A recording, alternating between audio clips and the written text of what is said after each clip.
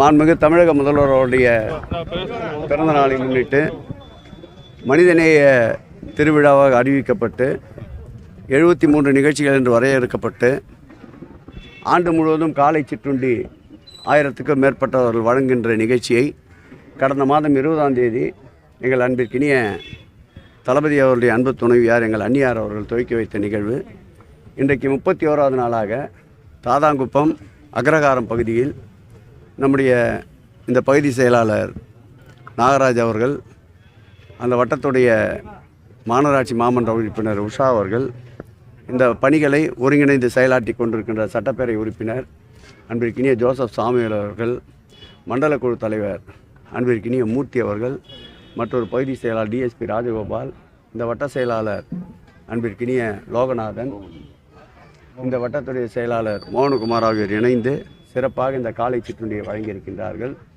மக்கள் பெரிதும் இதனால் மகிழ்ச்சி அடைகின்றார்கள். பசியார இந்த காலை சிற்றுண்டியை சாப்பிடுகின்ற மக்கள் மனதார மாண்புமிகு தமிழக முதல்வர் பல்லாண்டு காலம் வாழ வேண்டும் என்று வாழ்த்துவது, மேலும் எங்களுக்கு இது போன்ற அறப்பணிகளில் மென்மேலும் எங்களுக்கு ஊக்கம் தருகின்ற செயலாக இது அமைகின்றது. இந்த பணி ஆண்டு முழுவதும் தொடரும்.